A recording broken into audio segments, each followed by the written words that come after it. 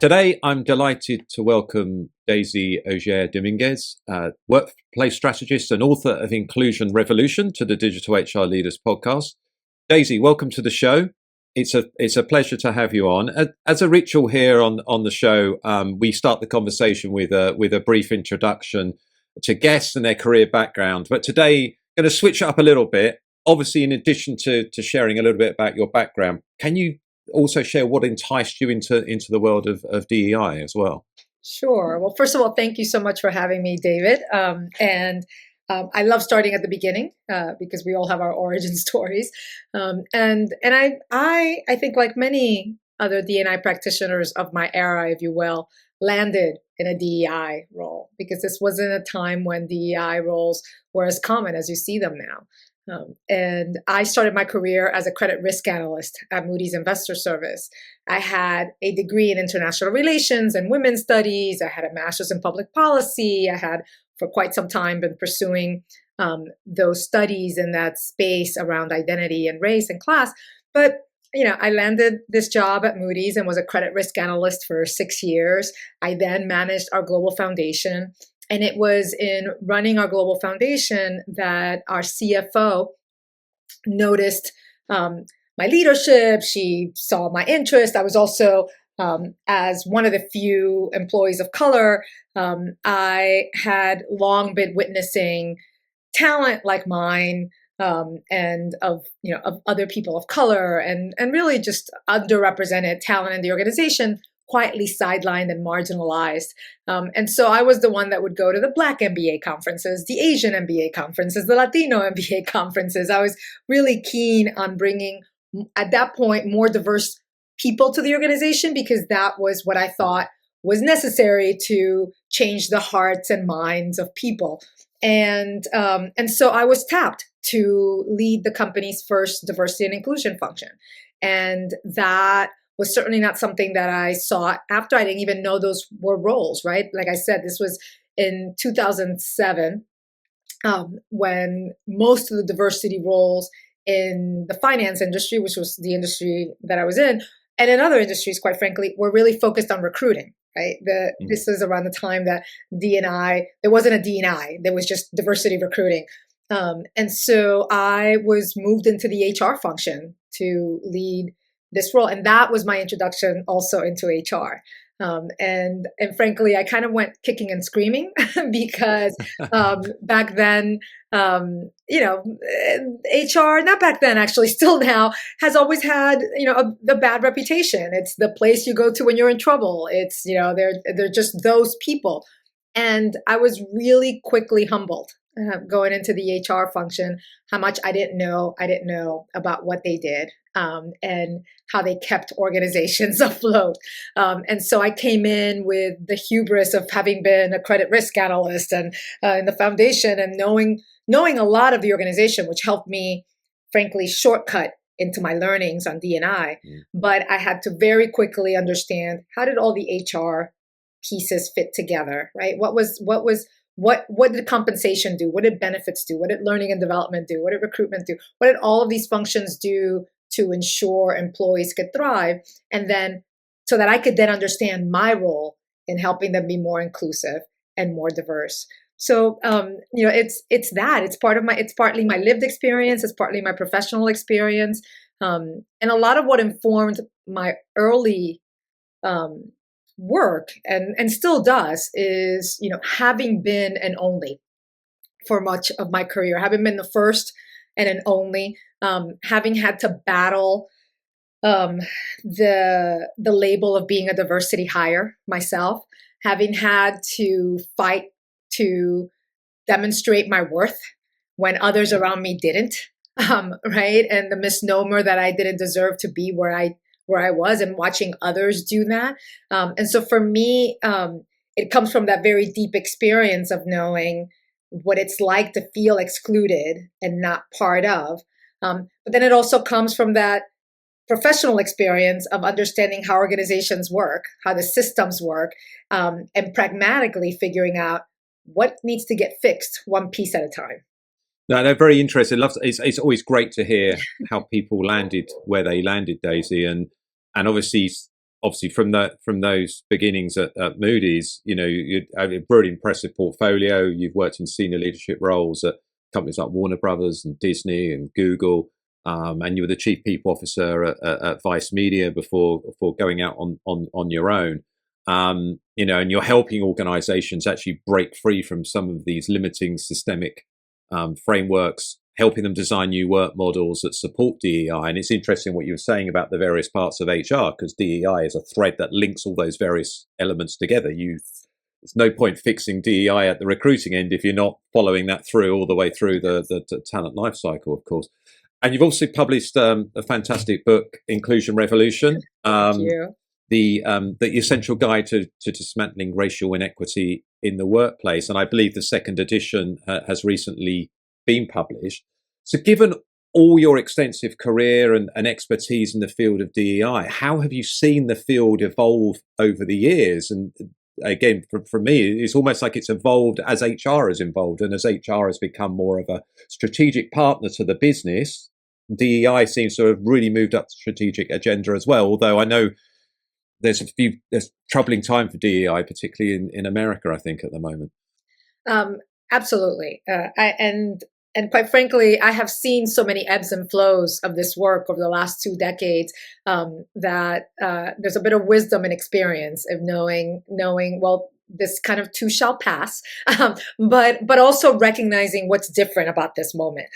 So I'll start with the standard journey of DEI. Really, this was work that began as affirmative action efforts following the in the U.S. in particular civil rights movement, affirmative action in the 70s, the 80s. Right, it was a legal requirement for organizations to diversify their workforces. Then it moved into a business case driven initiative because of the so-called war for talent, which, having been in the field of HR for so long now, I feel like there's always a war for talent. It's just, it's how you're defining it, because to your point, our markets and our economies have shifted so dramatically that, when you think about the roles that we're recruiting for now didn't exist. Many of them didn't even exist 5 years ago, right? So there's always a war for talent and a need, but that was very much in the 90s.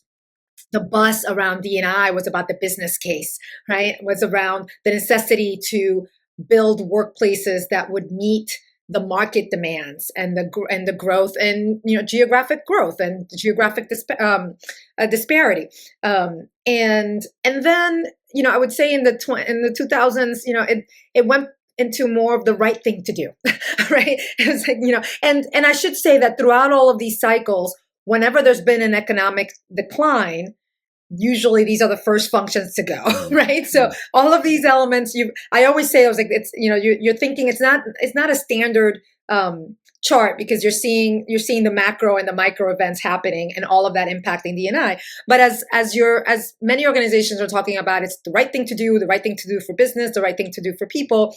Whenever there's a decline in the economy and reductions have to happen, D&I goes down, right? And then the economy goes up, and then everyone realizes, this is important because we have to recruit talent again, right? We have to create and build the products that are going to make us competitive. And then I would say in 2020, as we all lived that period of the pandemic and the global racial reckoning, which wasn't just in the US, right? This was felt all throughout. And this was, I would say, the first time in my career, and my career has for the most part been a global one. This was the first time where we were talking about diversity and inclusion with the same energy and pronouncement, right? The D&I, gender is a global element, right? There's a lot of things when I speak with my colleagues in Europe or in Asia or in the Middle East, they're like, well, the U.S. talks about D&I very differently than we do. I was like, yes, but gender is pretty consistent. Immigration, right? We may focus more on race and ethnicity, but immigration patterns, ageism, right? All of these elements are rather global, but race, all of a sudden, identity around race was really what became the center point of this conversation. And I think for many of us, me included, there was a moment of, oh, maybe this is it, right? Maybe this is what we've been all fighting for. And I wrote Inclusion Revolution in that period as a way to honor what I'd experienced and what I've learned, right? To manifest what I had long envisioned in my own career, radically inclusive and equity-minded workplaces where leaders and team members are empathetically anti-racist, right? Where creativity and innovation comes from everywhere, where all aspects of our identities are represented equally at all levels across the organization, right? Not just at the top, not just at the bottom, but throughout. And where all aspects of our identities are represented not just equally, but in safe, fair, and dignified work norms, right? Like this is, and then in 2020, we added another element to it, which was wellness.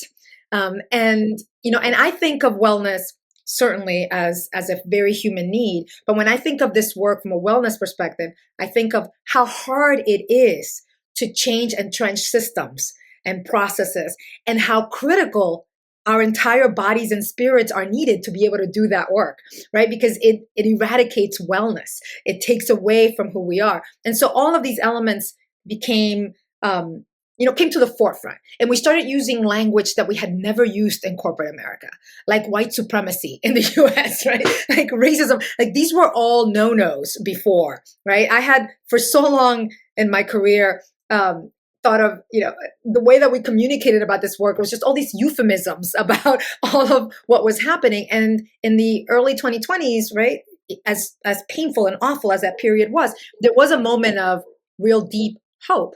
And now we're in that, not just now, right? In the last couple of years, we've started seeing some of that retrenchment again, if you will. And some of it has been economic again, right?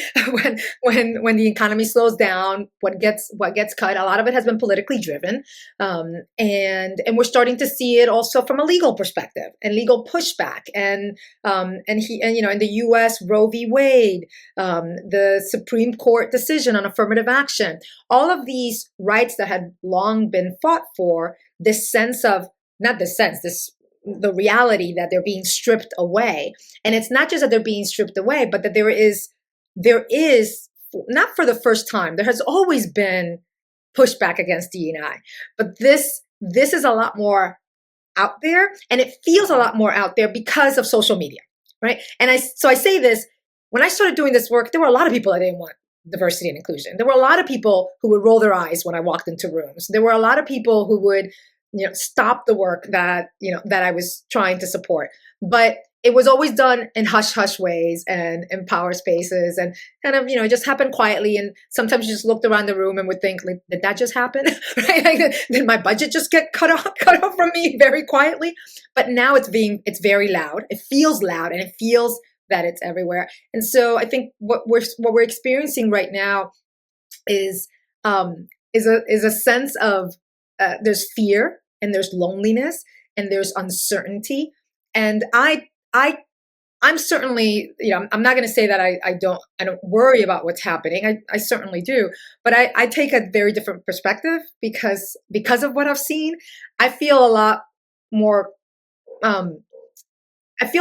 supported and content with the idea that there are a lot of people like you and others who are talking about this and who understand that this is necessary. And there's also the very clear reality of our demographics. There's a very clear reality of who customers are, and what people want out of products, ideas, organizations that they work with. And so I don't believe that this work is going to stop. I believe that this is a moment for reevaluation. I think this is a moment for reflection, and this is a moment for tinkering with what can be improved, because there's always room for improvement. But this is not a moment to stop the work. It's a moment to continue. No, totally agree. And it's interesting, you mentioned politicians, and this isn't a podcast about politics, but I do notice even in my country, in the UK, politicians are saying things around diversity, equity, and inclusion that they weren't saying 5 years ago. They certainly weren't saying the last 10 years. And it almost seems like they've got permission to say it now, and they think it's something that helps them win votes, which is a dangerous area. Maybe that flows through into the life of work as well. And maybe, as you've said, it's an ebb before we, as you said, an opportunity to reflect, double down, and then then grow this? Because I suppose if you look over a long period of time, the trend has been Yes. upwards around DEI. But as you said, it's not a straight line. Yeah. It does that. Yes, absolutely. It ebbs and flows, and it shifts, and it should, and I think I'm I'm I'm very much of the mindset that there's just a lot of distraction around the work, and so I'm not going to be distracted. I know what the goal is. I believe that change is possible. I also know that change takes time. And that there is always opposition in inclusion revolution. I talk about persistence precisely because of that, because I know that there will always be resistance. Every movement in our lifetimes and before has faced resistance. This is our resistance. How do we summon the energy, the resolve to get through this? And you talked about people failing sometimes, and where do you see most organizations going wrong with their DEI initiatives? And maybe we'll talk about what goes wrong, but maybe where do you see organizations that are doing this well? Sure. What helps them succeed? And frankly, the two go hand in hand. Of course. Yeah, you sometimes have to fail, don't you? Exactly. I'm very honest and humble in that I fail all the time. And all of my learnings come from every time that I've failed and I have realized, I'm like, oops, that's, let me try that again. And I think that for a lot of organizations, some of what can become frustrating for those of us who have done this work is that we see the same mistakes happen over and over again. And I think it's, we're humans, we're fallible. We're pattern makers, right? We try to do the same thing. We follow what others are doing. But for a lot of organizations, I think some of the biggest lapses are in lack of focus, right? Not having clarity on what you're trying to solve for. And how you're going to go solve for it. Misalignment with organizational goals. Strategic planning, right? Think about all of the effort that goes into most organizations to build strategic plans. Well, why is D&I not part of that, right? How is that not included? And I've seen it over and over again. We'll talk about that later. I was like, no, this is, if you want something to be successful, it's got to be part of what you're saying is the core of your work. And resource allocation. It's not enough resources. You tend to hire one person in most organizations. I mean, in the summer of 2020, David, I can't tell you how many headhunters reached out to me trying to find D&I leaders, because everybody thought it was like, well, the solution is to hire a D&I leader. I was like, well, that's one of the solutions. But first of all, what are you trying to solve for? And second, who needs to do this work?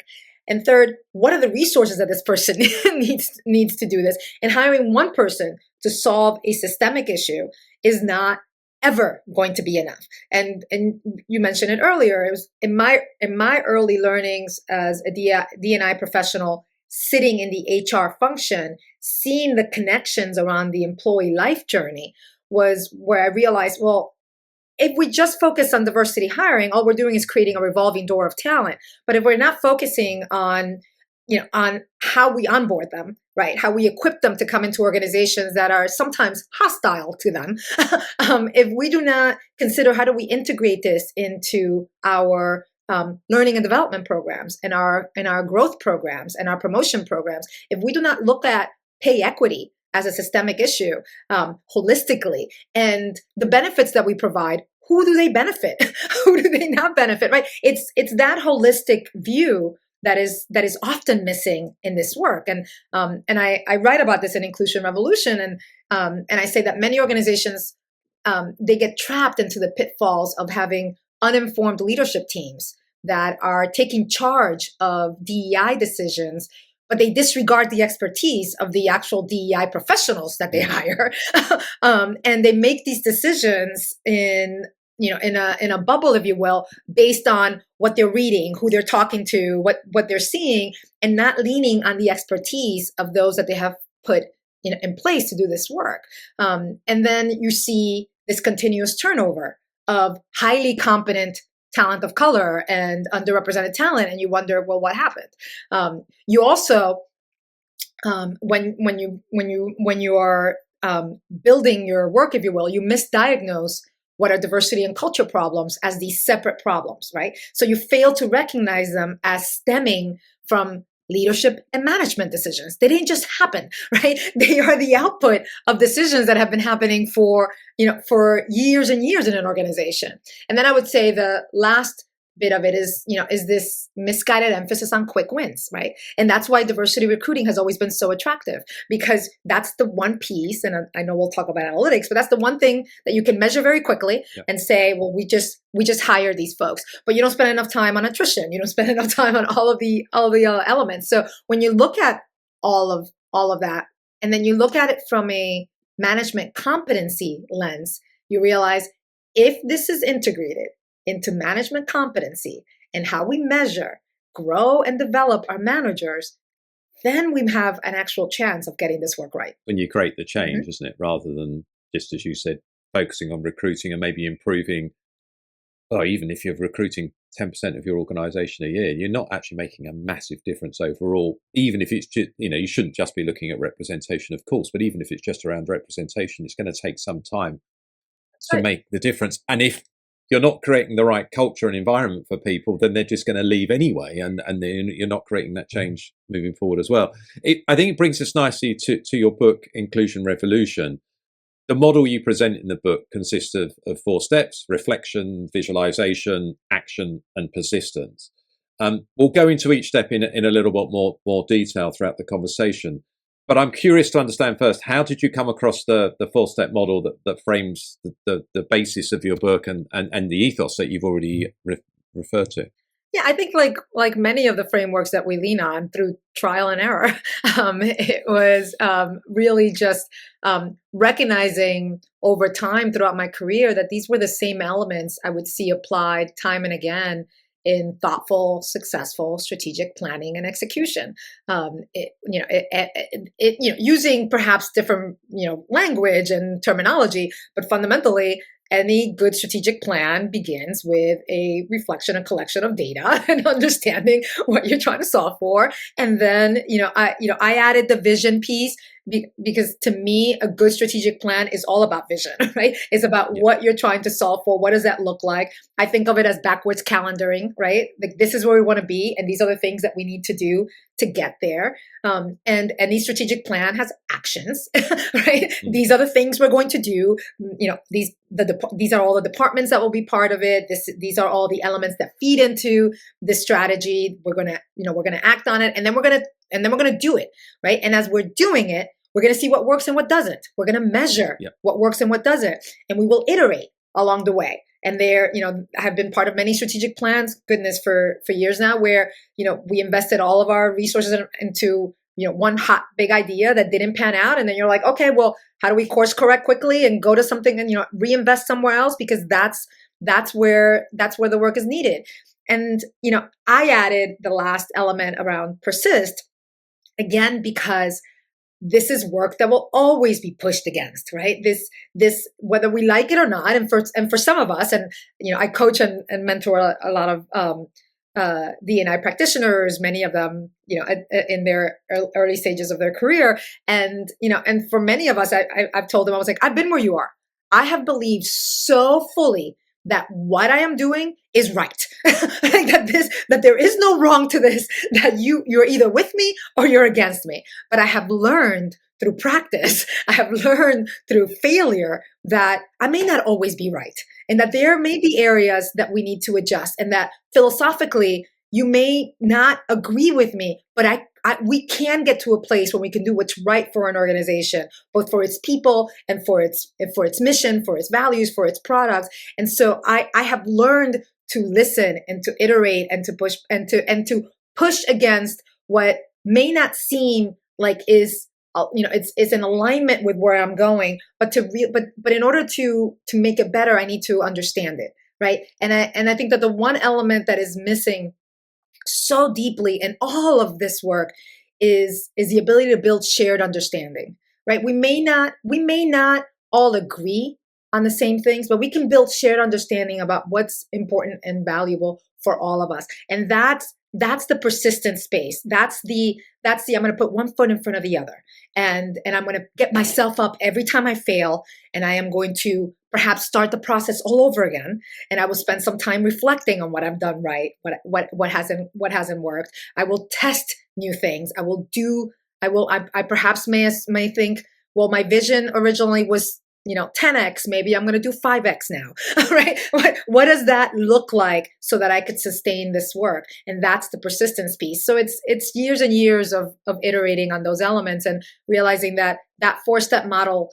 I don't know about you, but I like to see things in boxes and I'm a wonk when it comes to strategy and planning. And so what does that look like from step to step? Where do I tinker? Where do I continue, and where do I recenter when I need to think about what happens next? Yeah. And it's a journey at the end of the day, which is, I think, very much what your model suggests. This isn't a once and done. This is a journey that's going to have ebbs and flows, like we talked about at the start. And you're going to learn about things that work, learn about things that maybe don't work as well, and you double down on the stuff that works, and then you think again about the stuff that doesn't. And I really like the first 2 steps around, well, all the steps, but the first 2 steps around reflection and vision. Yes. So we do at Insight 222, which is essentially working with heads of people analytics in large companies. And a lot of their work is now focused on DEI. Mm-hmm. Interestingly, DEI is the area that's adding the most value in people analytics based on the surveys we've been doing over the last 3 years, which is quite interesting. And we always say that start with what are you trying to solve for? Yes. What are you trying to achieve at the start? Because it does focus minds and gets people aligned on that. So when it comes to DEI, what steps can HR or DEI leaders take to help? You quote Ron Heifertz and Marty Linsky in the book, get off the dance floor and go to the balcony, help them and reflect on the current state of their DEI in the organizations for the people that are listening to this episode, and align their efforts with the business's overarching goals. Mm-hmm. I'm a big fan of Heifetz and Linsky's work, and I talk about getting off the dance floor and go to the balcony in Inclusion Revolution as a lens for leaders and managers to think about, why they do what they do and how to do it. And so, getting on the balcony is really being able to look at the work holistically, right? Because goals are necessary, milestones are measurable, but the real transformation comes when you align them with the spirit of why it's important to hire, retain, and engage a diverse workforce. And before you do that, you have to reflect, right? You have to do that work for yourself on what you and others are experiencing, right? You have to get clear on what you want to achieve and also the role that you want to play, because we all have a role to play, and it can shift. Right? You can lead from the front of the room. You can lead from the back of the room. You can lead from the balcony. You can lead from the dance floor. I often ask folks when we're talking about reflecting to ask yourself, what is one thing I could be doing better to prioritize diversity, equity, and inclusion in my behaviors, in my interpersonal relationships, and in my decision making? Right? We spend a lot of time looking at this work very, very, very broadly, and it's so much to solve for that we don't even know where to start. Well, it's like just one thing. What does that look like? And when you're on this dance floor, if you will, right? And sorry, when you're on the balcony before you get on the dance floor, the balcony is the practice of gaining this clearer perspective on the bigger picture by distancing yourself from the action, right? From the dancing, if you will. So it's really asking, what's going on here, right? What are the operational pressures? Where are the pain points of this work? Where is it that we need to, where is it that we need to tinker, and where is it that we need to, I think of it as solving, pragmatic problems, one problem at a time, not all of it. But it's being able to lift up so that you don't look at it anymore from just these quick fix approaches, but you see the whole picture, or most of the picture, if you will, right? And then you can get pulled into the dance floor, which is where the real sore spots are, right? Where the moments are, and going to the dance floor. Sometimes it's like being in a team meeting where you're bombarded by employee demands and requests and concerns, and everyone's asking, and you're like, and you have those moments. I don't know about you, but I've had plenty of those moments where I'm like, oh goodness, I can't solve everything for everyone right now, and I can't see the forest from the trees, because everybody has demands, and they all seem worthy, right? They all seem necessary. And that's when I say I need to lift up and really see what's happening, right? I need to collect the data from the dance floor, but I need to lift up and see, okay, what needs to be solved for now? How can it get solved for? And how do we get to a place where we can actually address what needs to be addressed? And I am operating from that lens of, I've collected the data, I've done my own reflections, and now I can solve for the pieces that need to be solved for pragmatically, one at a time. Yeah, it's interesting. You mentioned the data, and I mean those that listen to this show regularly will know that I'm always going to get to the data at some point. How can HR leaders utilize their people data maybe better than maybe they currently are, and focus their analytics efforts to facilitate this reflection? Goodness. I mean, I think we do it all the time, and sometimes we just don't do it intentionally enough. Having led HR teams, I can tell you, we have access to so much data, but it's in the analysis, right? It's in trying to figure out what are we actually trying to solve for. I would say the first thing that I always ask my team is, how do we understand the current landscape, right? How do we utilize our people data to get a clear picture of what the organization's current state is when it comes to your workforce composition, your workforce composition, your hiring practices, your promotion rates, your employee feedback, to identify the areas that need improvement. And in employee feedback, I'll say this, because this is an area that I talk about this in Inclusion Revolution. We lean often on employee feedback from surveys and data that we gather. And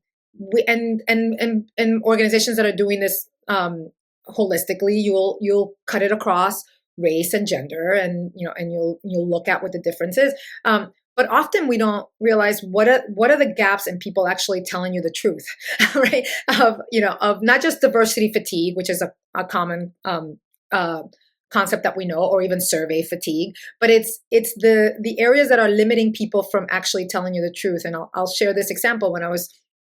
This happened at Disney, this happened at Google, but I would often present data cut across demographics and gender to our senior leadership team, and I would find that for Latinos, and I happen to be Latina, so it's a data set that I understand a bit closely, a bit more closely than others.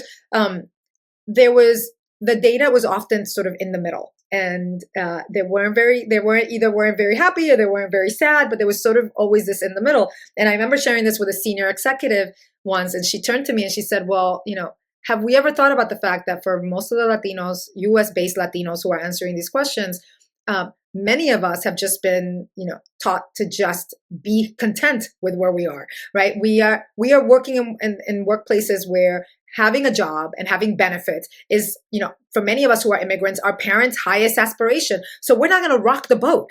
We're not going to say the things that are truly needed. And then I went on to this was at Disney. Then I went on to Google, and that data was heightened for me even more when DACA students who are documented young immigrants whose parents may be undocumented, who have grown up in careers where you don't document anything. You don't put anything, because any of this can come back to harm you or your family members at some point. And they're looking at me, asking me, it's like, why should I trust that what I write on that paper will not come back to bite me, right? That I may not be fired for what I say, right? You tell me that there's psychological safety. You tell me all these things, but my lived experiences tell me otherwise. And so that led me to think our surveys are not enough, right? We are not building workplaces where we're actually getting accurate data about the true lived experience of our workers. So it's in that data gathering and in that data analysis that you get the real elements of what needs to be solved for. And many times, and I learned this at Google, the first time that we ever presented our employee survey data across race and gender was eye-opening for so many employees, because Before that, we used to present it as kind of an us versus them, right? The people of color and the white people. What does that tell you? That simply tells you that this amorphous group of folks seem to not be unhappy, but you don't know why or for what reason. Once we started cutting that across inclusivity data, I remember the first time, and I wrote about this in Inclusion Revolution, with a white male executive, a friend of mine who worked side by side with me, looked at me and for the first time realized, how is it that your lived experience here is so dramatically different from mine? And he said, I'm embarrassed that I had never seen that before until I saw this data, right? And we made it come alive through data. And so that's why I'm a big fan, like you are, of data and analytics, because that is where we uncover the things that we don't want to tell ourselves every day, right? That is when we uncover the true sore spots, what's happening in those dance floors, right? What's happening on the ground in organizations. And that, I think that's the role of HR. And then once you look at this data, right, this is the data that you use to set inclusive goals, right? Based on, SMART, right? Goals, right? You align your data, your specific, measurable, achievable, relevant, time-bound, SMART goals with the gaps that you're trying to reduce in an organization. And from those goals, then you can build reflective practices, right? You can use those goals and that data to encourage your leaders and your employees to reflect on how they do what they do every day and how that helps meet those goals. So you're leaning on data to influence behavior and actions. And that's the role of HR. That's what leads you to build facilitated conversations about what needs to get solved for. That's what leads you to think about how do you measure progress and how do you reflect on what's working and what doesn't? How do you ensure that the actions are not just organizational, but are actually personal, right? That you're setting meta goals that then go, simmer down all the way to what do I, Daisy Auger-Domínguez, as employee X doing X in the organization, what role do I play in ensuring that I meet that goal for the organization from a diversity and inclusive lens? I hope that's helpful. No, very helpful. And it's interesting actually, because obviously, I suppose long-term, what you're trying to solve for is, can we create that culture of trust and psychological safety so people can say what they really think in a survey, yes, if the survey allows them to do it, of course. And then obviously there's lots of people data that we can look at, so we can understand things like promotion, we can understand things like performance, we can understand things like attrition, just to pick three examples, and yes, we can cut that by different groups as well across the organization and see if that correlates with surveys, etc. But what are some of the other data that we collect, or some of the other methods or practices that you would recommend for leaders to augment these other data sources, the traditional data sources that we would look at, like surveys and other HR and recruiting data? Sure. Well, I'll tell you one that it's one that we often talk about that we don't often think about as a behavioral change element, but it's compensation data.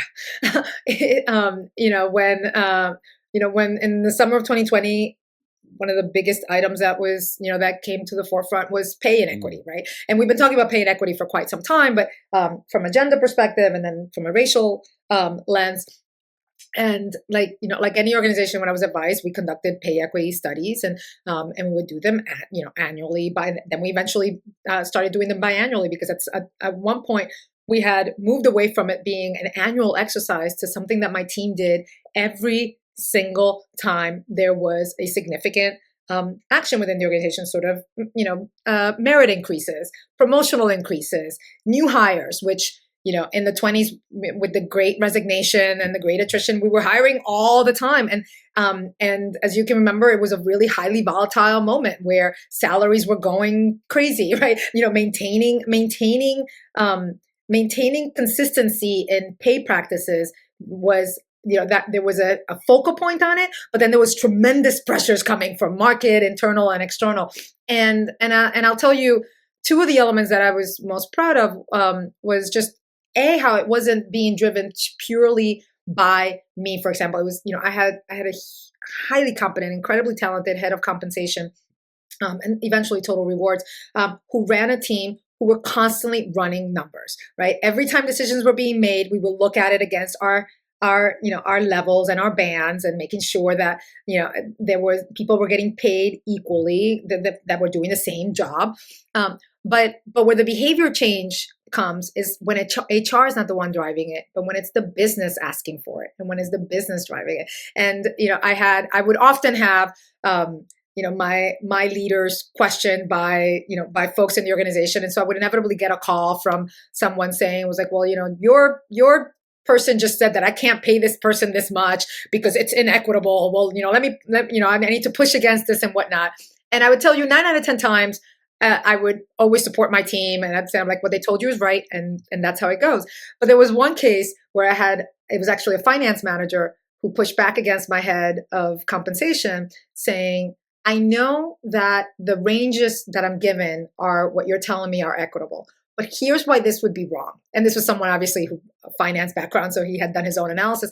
If I hire this woman at this rate now, which is what you're telling me, she's going to come in making significantly less, and the next merit increase is in about 2 to 3 months, which she will not be eligible for because she's a new hire, which will put her significantly under the line for equitable piece. So what I'm asking is that you give me that, that you allow me to, not that you give, I didn't give money, right? It's their budget, but that you allow me to add that extra amount to her band, so that by Q2 or Q3, I can't remember, right? By then, she will be at an equitable rate to the rest. And that was an extra, and I remember he looked at me, he said, well, Daisy, you're always asking us to be equitable. I was like, I'm applying this. And it was a moment of tremendous joy.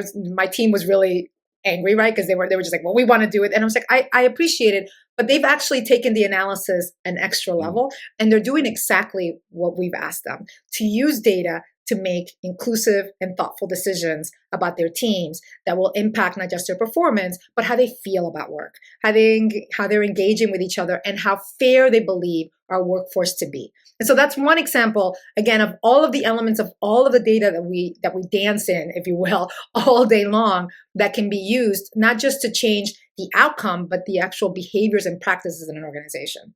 And that was a good example of it, actually, but I guess this is where we come to the act step of your model, the action piece, which of course is so important. You have all these insights, but you need to act on them. How can HR leaders get started with taking the insights, turn them into actionable strategies that can be scaled across the organization? And as you said, how do they make sure that it's not just, how do they get business stakeholders to take this seriously and take action? Well, you always start with management. You've got to know your team. You've got to understand what their goals are, what their aspirations, what are their pressure points, what are they trying to achieve. You need to understand your managers. What do they need to learn? What holds them back from doing this work?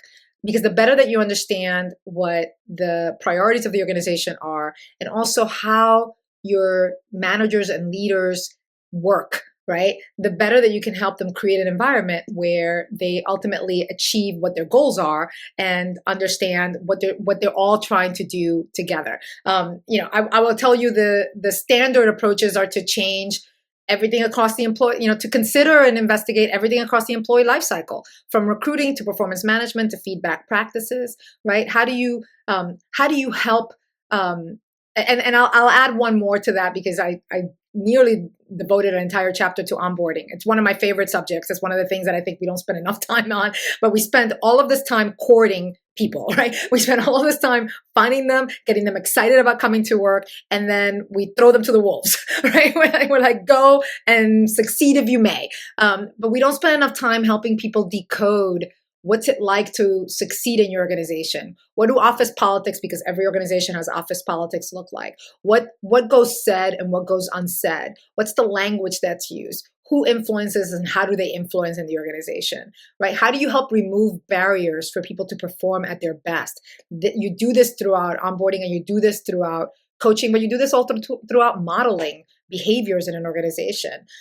We spend a lot of time talking about processes and policies in organizations. Not all, or some would rather not have any. But the fact of the matter is that and we saw this during the pandemic, we were solving for things that we had never experienced in our lives. And what's the first thing that happens when someone brings you a problem that you've never heard? You're like, well, someone should have an answer somewhere, right? There should be a process somewhere. There should be a policy somewhere. Well, we don't spend enough time revising what those policies are. When every organization has an employee handbook, when was it created? 20 years ago? 100 years ago? When was it last refreshed? When was it made modern so that it addresses what the current needs of an organization are, and so that your employees can know? And my dream is that every organization, I know we're all terrified of AI, but my dream is that every organization would have a chatbot for their employee handbook, where any question that you have about how do I solve for X? How do I build this? You can ask a question and you will get what your organization's perspective and lens is. And this is one of the many ways that HR can help their employees, and not just their employees, but also their leaders, because you're lifting up from leaders so that they can actually lead instead of trying to, figure out and dissect that random little practice that they can't even figure out. And fundamentally, the one area, and it's not just HR's, and I always say this is not just an HR leader's responsibility, it's a combined responsibility of HR and leadership to hold people accountable for their behaviors and practices. We often say, these are our values, these are our principles, this is what you get measured against, this is what you get supported. But we know that we don't always hold everyone accountable to the same bar. And this is where consistency in practice ensures that people believe what you say you're going to do. And if I behave this way, these are going to be the consequences. And also these are going to be the rewards. And so I will expend that extra energy to behave in XYZ way, because I know that this is what's valued in this organization consistently, and it's supported, and it is driven by our mission and our values. And that HR's role is to help communicate that, to codify it, to support it, but it has to be done hand in hand with your leadership. Yeah, and I guess this is another area where role modeling is so important. Absolutely. From leaders. So I'm sure you've noticed yourself, we've even talked about this actually, nothing ever goes to plan. Well, some things go to plan, but not all of it ever goes to plan.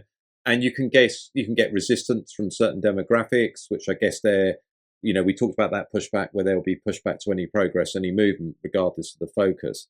But does that mean we need to put a brake on things? How do you recommend that leaders sustain momentum, the persistence that you've talked about, that persist part, and remain committed to DEI initiatives, especially when progress seems slow?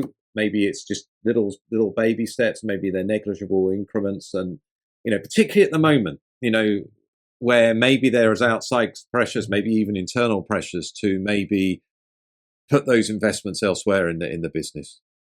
Well, I don't think I've said it already throughout, but I'll say it again. I believe in the power of reflection, and I believe in the power of strategic pivots. I think that the sparking the possibility for change in an organization and maintaining that requires us to always have an open aperture, right? It's being very clear on what is core to the soul and the business of our culture, right? What are we open to reevaluating, right? What is it that we're uniquely great at as an organization?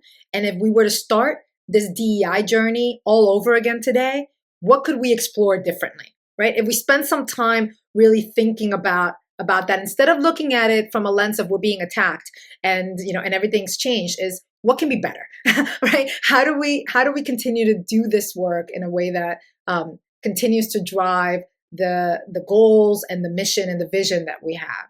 And when you think about it that way, you can really it's about committing to doing something on an ongoing basis that that can be fine-tuned and and you can persist at it as you need, because this work is complex, it's emotionally heavy.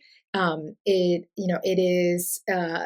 has, it's sort of, I equate it to the, Sisyphus, right? You're like 1 foot, one step forward and then 2 steps back. But it's recognizing that to do this work, it's about sustaining conversations and also structural improvements, right? The two have to be hand in hand. And to your point about modeling, right? These conversations, this modeling, these structural improvements, but you have to do it beyond moments when discomfort arises, right? Or where diversions occur, or where competing priorities present themselves. You have to, there is no end to this work, right? You've got to continue to iterate, continue to test things out, and continue to keep your eye on what is important for the organization, and where a strategic pivot is needed, you can pivot, right?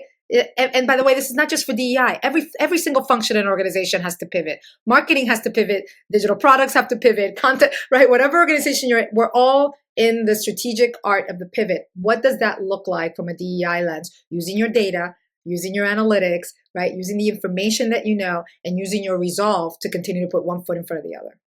So Daisy, as we sort of begin to wrap up, if you could give one core piece of advice to aspiring HR leaders and DEI professionals or champions maybe listening to this episode, what would you say to them to ensure that they go beyond surface level initiatives and towards meaningful systemic change? Well, this may sound counterintuitive, but what I'm going to say is that leadership today is mind bending. We have heightened expectations to address some of the world's most complex societal issues, and we can't solve it all. And so if you're feeling overwhelmed, I think you need to prioritize self-care and reflection. You have to understand that you can't effectively lead others if you're burnt out. And you have to focus on what's genuinely vital to you and your organization, because not every battle is yours to fight. You don't have the expertise to weigh in on everything, and you shouldn't. But you can make a more substantial impact by focusing on issues that align closely with the soul of your business and your culture. And that means that you need to constantly engage in dialogue with employees and stakeholders to understand their perspectives, their sore spots, and where empathy and co-creation and collaboration are necessary. Yeah, very good, very good. Daisy, this is the question we're asking everyone in this series, and please feel free to maybe reiterate and summarize some of the things that you've already said around this point, or maybe share a story that will bring it to life. So the question we're asking all our guests is, how can HR leaders use analytics to uncover and address inclusivity gaps? You have to make it a business priority like any other, which means that you have to set targets. You have to hold people accountable. And you have to ensure that you're consistent in your efforts. Lean on your data, lean on your practices, make sure that it is aligned with your strategic planning, your strategic focus, your communications, and that it's a priority like any other. Yeah, I think that link to the strategic planning is so important, isn't it? Because then people care about it. If they can see it having a positive impact on whatever it is that you're trying to achieve as an organization. Daisy, thank you. Firstly, thank you very much for being a guest on the show. I've really enjoyed our conversation. I would thoroughly recommend your book as well, Inclusion Revolution, to anyone. I've had many people quote it to me over the years since you published the first edition. But can you let listeners know how they can stay in touch with you, contact you, maybe follow you on social media? I think you've got your own website as well, and just learn more about your amazing work in DEI. Oh, well, first of all, thank you so much again, David, for having me. I always say my community is LinkedIn, so you can always find me on LinkedIn, on Instagram, Daisy AD, and on my website. But I communicate much more frequently on LinkedIn. I love talking about work and how do we make this grand experiment of working together work well. Thank you so much. Well, thank you for sharing your time and expertise and passion for this topic with our listeners as well, Daisy. Thank you.